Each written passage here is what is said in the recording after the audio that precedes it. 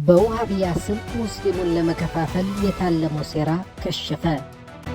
ውሃቢያ በመባል ይታወቃሉ። ራሳቸውን ከኛ በላይ ሙስሊም የለም ብለው የሚያስቡ እጅግ ሲበዛ ክፉዎች፣ በተለይ ደግሞ ለሰው ልጅ ነፍስ ቅንጣት ታክል ማይራዱ ማይሳሱ ከኛ እምነት ውጭ ያሉ በህይወት መኖር የለባቸውም ብለው የሚያምኑ ውድ ተከታታዮች፣ ይህ ከሰዋቢት ሚዲያ የሚቀርብላችሁ መረጃ ነው። በሀገራችን ሙስሊም ጠልነት በእነ አባይነህ ካሴና ፋንታሁን ዋቄ ጭምብሉን በደንብ አድርጎ ከገለጠ ዓመታት ተቆጠሩ። ሙስሊሙን አጋጣሚ በመጠቀም ለመከፋፈል የሚችሉትን ሁሉ ያደርጋሉ። ሰሞኑን በከባድ ሐዘን የተዋጠውን ህዝበ ሙስሊም ለመከፋፈል ተቀጠያ ስሞችን በማንሳት በሙስሊም ጠሎች ሙከራ ተደርጎ ነበር። ሳይሳካላቸው ከሸፈ። ሰሞኑን በአንድ ግለሰብ በማህበራዊ ሚዲያ ወጥተው ሙስሊም ጠሎች የሚቻላቸውን ተቀጥያ ስሞች በመስጠት ሙስሊሙን ለመከፋፈል ዳግም ቆርጠው ተነስተው የነበረ ቢሆንም ሳይሳካላቸው በድጋሚ ሊከሽፍ ችሏል። ህገ መጅሊሱ እየተስተካከለ ባለበት ሁኔታ መጅሊሱ የህግ አካሉ ጠንከር ያለ እርምጃዎችን መውሰድ ባልቻለበት ተጨባጭ ማንኛውም ግለሰብ እየተነሳ ሙስሊሞችን ሲያሻው ለመከፋፈል ሲያሻው ደግሞ በተለያዩ አስደንጋጭ በሆኑ ስያሜዎች በመስጠት አይኤስአይኤስ የተባለ አረመኔና ክፉ የሆነ ግሩፕ ደግሞ የሚመራ ወይንም የሚያምነው በዋሃቢያ አስተሳሰብ ነው። ሁለተኛው ማስረጃዬ ቦኮ ሐራም ነው። የብዙ ህፃናትን ሴቶችን ነፍስ የነጠቀ እጅግ አረመኔው ግሩፕ ማለት ነው። አሸባሪው ግሩፕ ቦኮ ሐራም። ይሄ ግሩፕም ዋሃቢያ ነው። ዋሃቢያ ማለት ነው። ሶስተኛው በዓለም አቀፍ ደረጃ በአሸባሪነት የምናውቀው አልሸባብ፣ ይሄም ዋሃቢያ ነው። የማሸማቀቅ ስራ ለመስራት ሙከራዎች እየተደረጉ ይገኛል።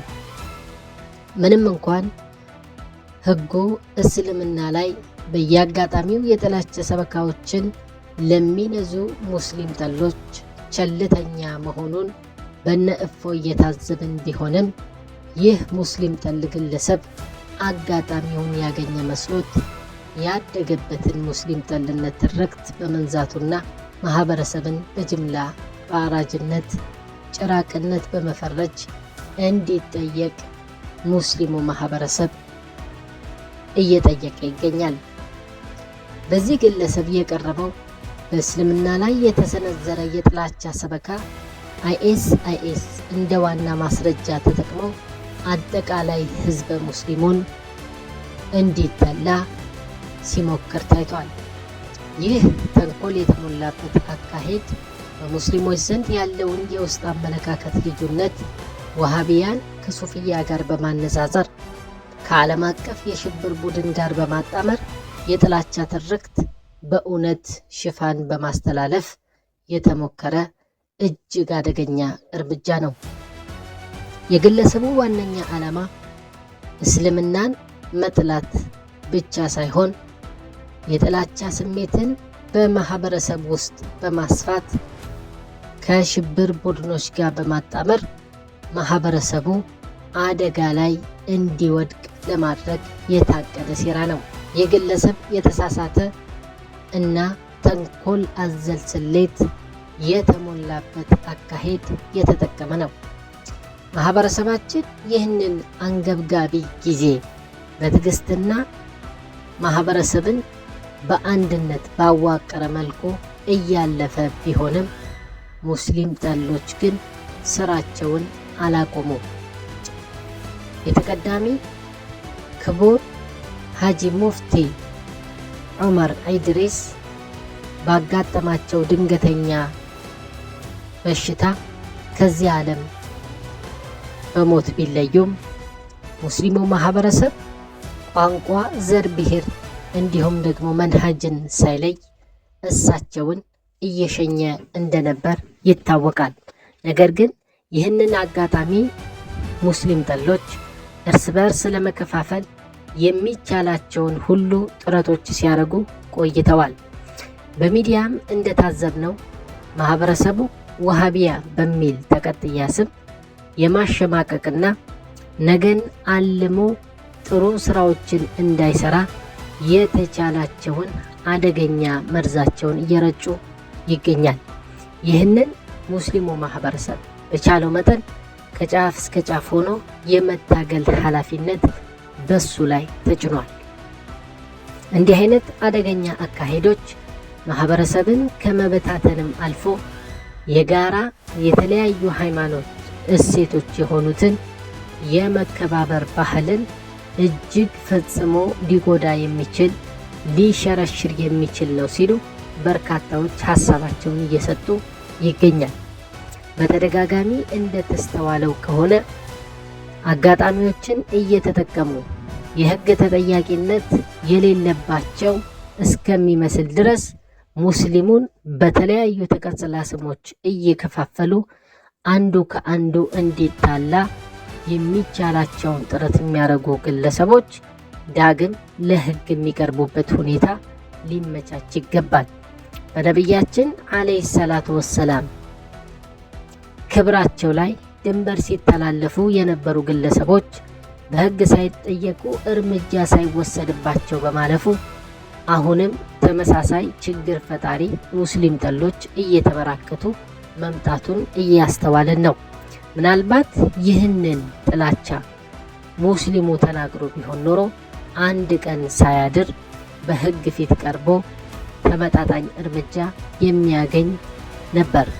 ነገር ግን ሙስሊሞች በተቃራኒ ያሉ ሃይማኖቶችን አይሳደቡምና ለዚህም ሳይበቁ ቀርተዋል። ነገር ግን አሁንም የምናሳስበው ተጠያቂነት ባለው መልኩ ለህግ ቀርቦ ግለሰቡ ተመጣጣኝ እርምጃ እንዲወስድ ዳግም እንጠይቃለን። ሙስሊሙ ማህበረሰብ ሰላሙን አሁንም እንዲጠብቅ ወደፊት ያለውን ተስፋ ያለውን የሀገር አለኝታ በማሳየት በሚመጡበት ማንኛውም ከፋፋይ አጀንዳዎች ሳይጠመድ የወደፊት ስራው ላይ ትኩረት በማድረግ አንድነቱን ሊያጠናክር እንደሚገባ የመጅሊስ አመራሮች ቃላቸውን በተደጋጋሚ ሲሰጡ ተስተውሏል። ህዝበ ሙስሊሙ ከሚሰጠው ሀሳብ መካከል ዋነኛው ህግና ህግ ዳግም ተግባር ላይ ሊሆን ይገባል። መጅሊሶች አሁን ያሉበትን ተጨባጭ በመቃኘት የሚያስቸግራቸውን ውጫዊ ኃይል ከሚመለከተው አካል ጋር በቅርበት በመሆን ሊፈቱ እንደሚገባ አበክረው እየተናገሩ ይገኛል። አቶ አባይነ ካሴ እንዲሁም አቶ ፋንታሁን ዋቂ እንደሚናገሩት ከሆነ የሀገሪቱ ጠላት ሙስሊሞች ናቸው፣ እስልምና አራጅ ነው ሲሉ እንደምትመለከቱት ሲናገሩ ቆይተዋል። ይህ ንግግራቸው አንድም ቀን በህግ ተጠያቂ አድርጓቸው ግን አልተመለከትንም። ዛሬ ላይ ደግሞ ይህ ወጣት ግለሰብ እንደፈለገ ሲሳደብ እንደፈለገ ሲናገር ከርሟል። ይህንንም የተለያዩ አላዋቂ የሆኑ ሙስሊሞች ተቀብለው ሲያራግቡትም ተመልክተናል። ይህንን የማስተካከል ኃላፊነት የጋራ ሙስሊሞች ስለሆነ በቻልነው መጠን በመረባረብና በጋራ በመሰባሰብ አንድነታችንን በማጠንከር የሚመጡ ከፋፋይ አጀንዳዎችን ልንታገላቸው ይገባል። ወሃቢያ ማን ነው? ወሃቢያ ምንድን ነው? ጠንቋዩም ወሃቢያን ይሳደባል፣ ሳሂሩም ወሃቢያን ይሳደባል፣ ሌላውም ሃይማኖት ወሃቢያ እያለ ይሳደባል። ለመሆኑ ወሃቢያ ማን ነው? ለምንድነውስ ይሄ ሁላ በትር ሊያርፍበት የቸረው? መልሱን ለእናንተው እንተዋለን። ውድና የተከበራችሁ አድማጮችና ተከታታዮቻችን ይህንን መልስ ለእናንተ ስንተው ከማብራራቱ በላይ ማንነቱ የሚታወቀው የውሃቢያ የተባለው ስም ለእናንተ መልሱን በመተዋችን ውጤቱ ጥሩ ስለሆነ ነውና በቻላችሁት መጠን ይህ መልሱ ወደ እናንተ ትተነዋል። እናንተው ራሳችሁ ማን ነው የሚለውን እስኪ አጥሩ። የዛሬ ፕሮግራማችን ይህን ይመስላል። እናመሰግናለን ስለተከታተላችሁ።